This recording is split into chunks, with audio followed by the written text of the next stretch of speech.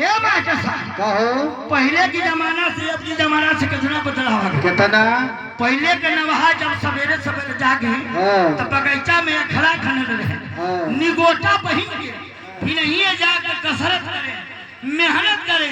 अब का नवहा क्या करता जागत हो तो भक्त शीशा के सामने कहीं बड़वा टेढ़ ना हो गए। ये मास्टर साहब पहले के नवहा कान्ही पर लाठी लेके काने में अंगुली डाल के खड़ी भी रहा कैसे कैसे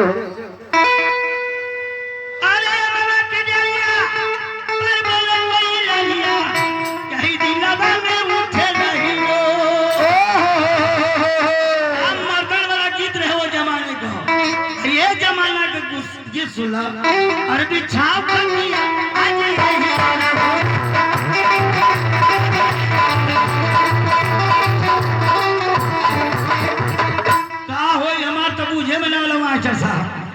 बारे हमारे देश गाना सुने वाला बाल लेखक गा चाहते हैं आज पहले से अब से बहुत बदलाव आ गया। कितना पहले मास्टर जब बारात जा तो जनवासा दूर रात हचर के खा।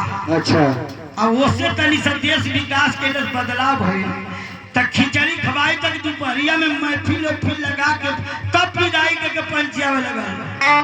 अब देखा बारात जाते मास्टर जितना हम बरतिया जात हम बोलोरो में बैठ के कीरी चुर मार के हेलो हे मास्टर साहब जितना बरतिया जात हम कीरी मार के बफर लगल था जाके ओइ में हम खा के 10 बजे घरे चले आओ था फसल के था दूल्हा का बाबूजी दूल्हा का फूफा मौसा वो भी नहीं का विदाई करा के आओ था।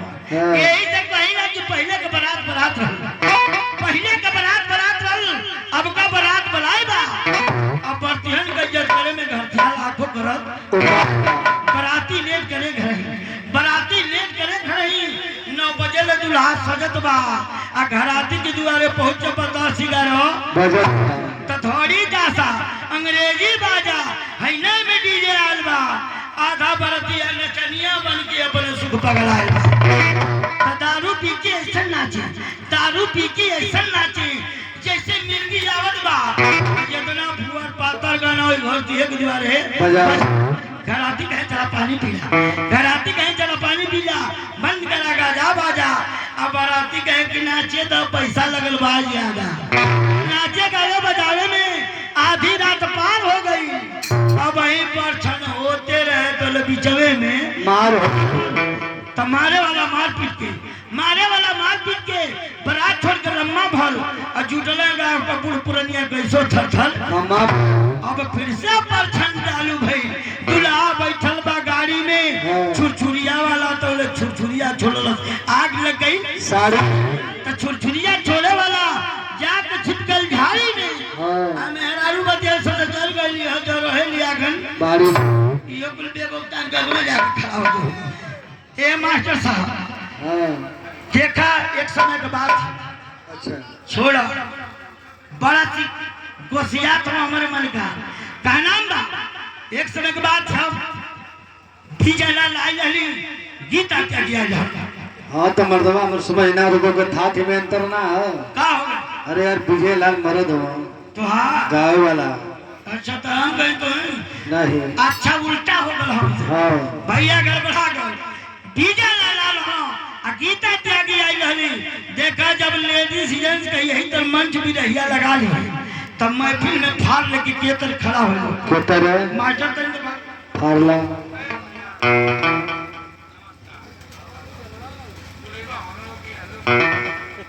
जैसे बुझाए कि बिरहा लगा उन्होंने लड़े रहो बीमन बिरहा का भूमिका केतर बनावे लगे।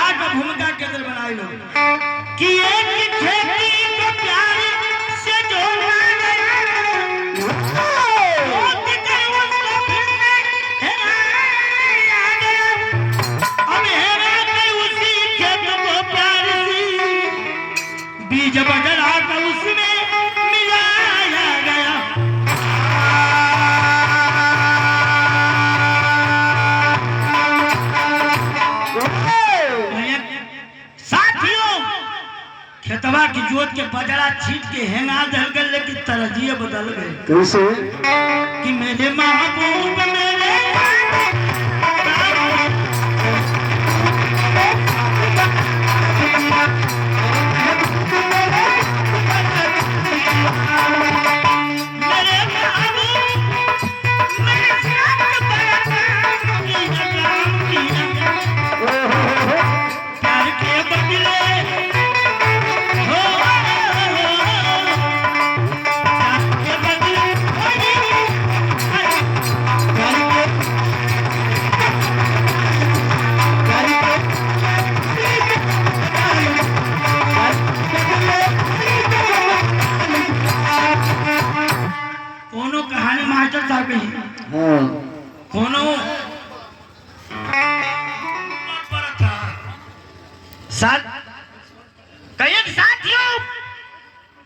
खेतवा की जोत के बजरा छीट गई। मेरे महबूब मेरे साथ बड़ा काम किया, लेकिन ये कहानी पे ध्यान दीजिए कि धीरे धीरे बढ़े और बबल बजा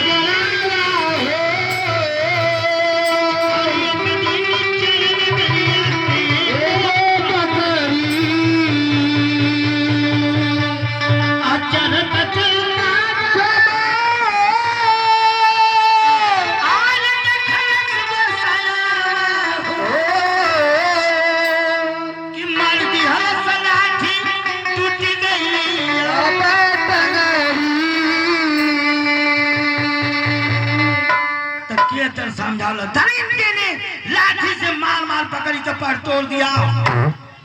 मास्टर साहब ये तेरी भाव लगे ये रे बतावा कैसे पनिया रही मोरा बतावा कैसे पनिया तो चरिया तो बगवा कहे मारा मोरी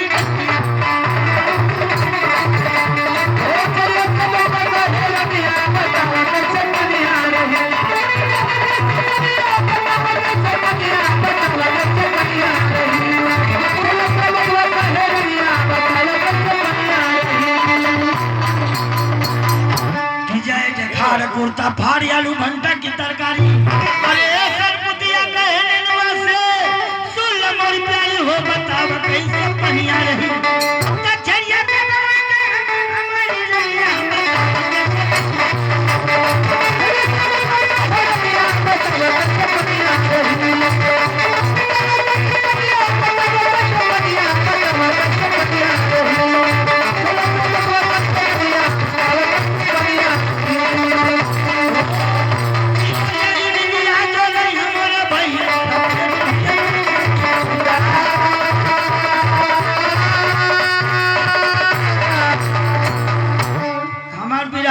मास्टर हमारे गैले के बेरा हो गई।